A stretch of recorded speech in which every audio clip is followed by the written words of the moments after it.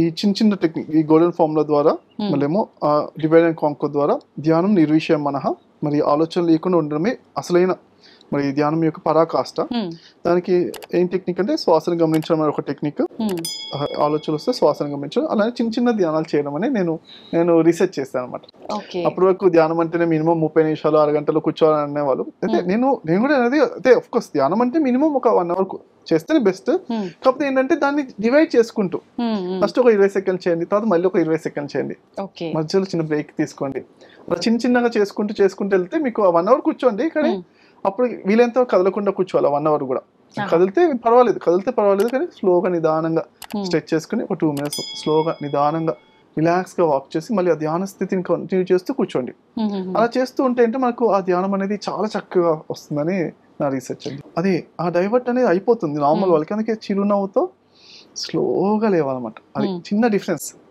Night పూట కూడా నార్తల్లో కూడా నిద్రపోతున్నా కానీ అందరికి కలల నిద్ర, నిద్రలోకి వెళ్ళడానికి టైం పడుతుంది, నిద్రలోంచి బయటికి రావడానికి టైం పడుతుంది, అసలైన క్వాలిటీ నిద్ర అనేది తక్కువ అయిపోతుంది.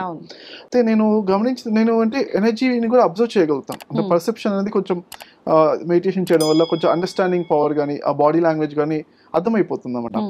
అయితే ఎవరైతే నైట్ పూట పడుకున్న తర్వాత ఇలా పడుకుంటారో మంచి వాళ్ళ ఫేస్ ఎక్స్ప్రెషన్ చూసినా కానీ నాకు అర్థమైపోతుంది. చక్కగా హాయిగా ఉంటారు, ఎంత బాగున్నారా పడుకున్నారా అని అలా చూస్తే మనకు నచ్చేలా అనిపిస్తే వాళ్ళ నిద్ర బాగున్నట్టు. ఇలా పడుకున్న ఫేస్ ఎక్స్ప్రెషన్ పెట్టేసుకున్నాను. ఇప్పుడు నిద్రలోంచి కదిలేటప్పుడు ఎప్పుడన్నా కొద్దిసేపు పడుకుని తర్వాత నిద్ర నుంచి ఇలా కదిలేటప్పుడు ఏం చేస్తా అంటే ఏదో నొప్పి ఏదో ఇబ్బంది ఉంటేనే కదా కదిలేదు, అంటే ఫేస్ ఎక్స్ప్రెషన్ ఇలా పెట్టేసి ఇలా పడుకున్న తర్వాత తిరిగి పడుకున్న తర్వాత ఫేస్ ఎక్స్ప్రెషన్ అలా నిలిచిపోద్ది కొంతసేపు. ఇలా ముఖ్యం గుక్కుటి మడుగులి ఫేస్ ఎక్స్ప్రెషన్ ఇలా అంటే అక్కడి నుంచి వాళ్ళకి ఎనర్జీ రావట్లేదు, ఎనర్జీ కోల్పోతుంది, నిద్రపోయి ఆ టైం అంతా వేస్ట్ అయిపోతుంది అన్నమాట. వాళ్ళ ఫేస్ ఎక్స్ప్రెషన్ మన face is index of mind అంటారు కదా, వాళ్ళు మంచిగా నిద్రపోతున్నా లేదని వాళ్ళు ప్రశాంతమైన మొహం ప్రశాంతంగా ఉంటే వాళ్ళు మంచిగా నిద్రపోతున్నట్టు అన్నమాట. లేకపోతే అక్కడ వాళ్ళు ఇది అనమాట. ధ్యానంలో కూడా ఇదే అనమాట. అక్కడి నుంచి నేను గమనించాను, ధ్యానంలో కూడా మీరు లేవాలి అంటే నొప్పి వస్తేనే లేస్తారు, నొప్పి వస్తే లేవాలనిపిస్తుంది.